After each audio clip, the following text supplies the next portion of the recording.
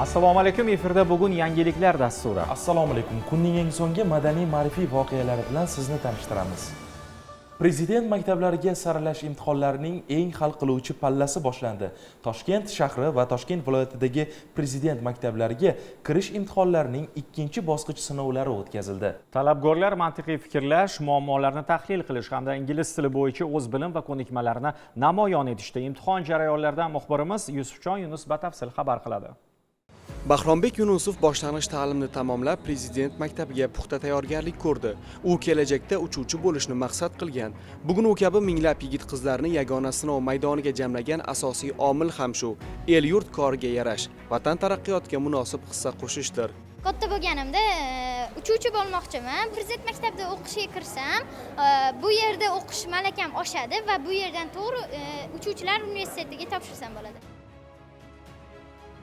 Bu yil ham prezident maktabida o'qish istagini bildirgan yoshlarning soni ko'p. Buni bir o'ringa 179 nafar o'quvchi to'g'ri kelgandan bilsak ham bo'ladi. Ayni vaqtda Toshkent shahri va Toshkent viloyatidagi prezident maktablarida ta'lim olish istagini bildirgan yoshlar uchun qabul jarayonining ikkinchi shakli, ya'ni navbatdagi imtihon jarayonlari o'tkazilmoqda.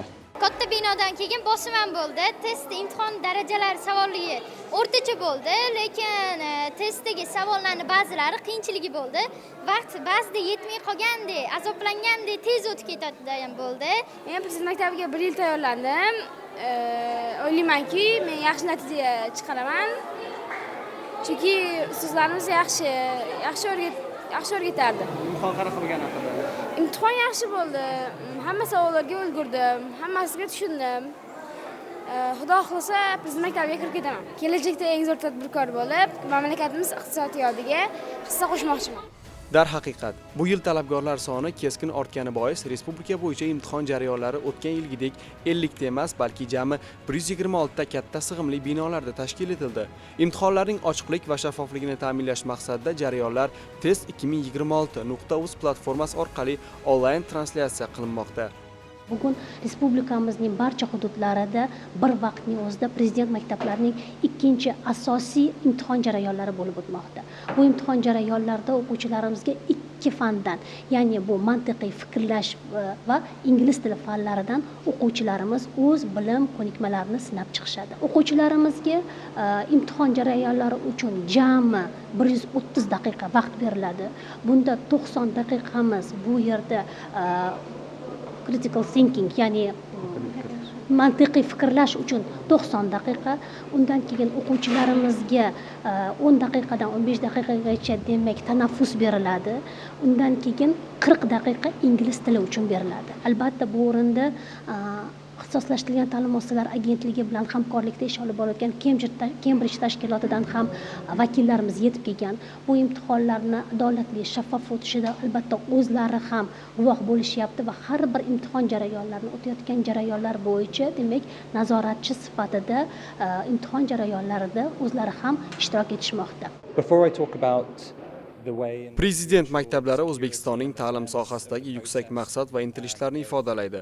Bu maktablarga qabul jarayoni adolatli, shaffof va barcha talabgorlar uchun teng imkoniyatlar asosida tashkil etilishi juda muhim. Shu bois Cambridge imtihonlarining barcha bosqichlarida testlarni yaratish, ularni xavfsiz yetkazish, o'tkazish va baholash jarayonlarida qat'iy xavfsizlik hamda xolislikni ta'minlaydi.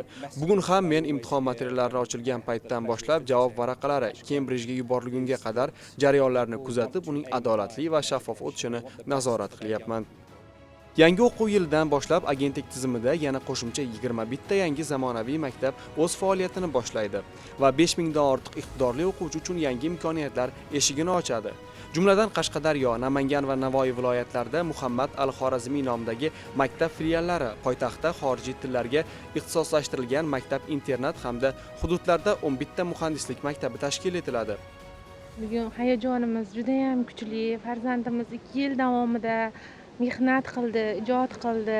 Ular mehnatini ko'rib, biz ota-onalar yordamlashib, qo'limizdan kelgancha qo'llab-quvvatlab shu farzandimizga Ilohim omadini bersin. Barcha kutgan ota-onalarga hamma farzandlari qatori biz farzandlariga ham shu 24 talikka kirish nasib qilsin. Shaffoflik va adolat mezonlari asosida o'tayotgan bu yilgi imtihonlar ertangi kun egalarining katta parvozidir. Bugun o'z bilimi va iqtidoriga tayanib zafar quchishga chog'langan minglab yoshlar yangi O'zbekistonning mustahkam poydevori bo'lib xizmat qilishi shubhasiz. Biz esa bu yo'lda ularning barchasiga omad yor bo'lishini tilab qolamiz. Yusufjon Yunus, Husniddin Baxtiyorov bugun dasturi uchun.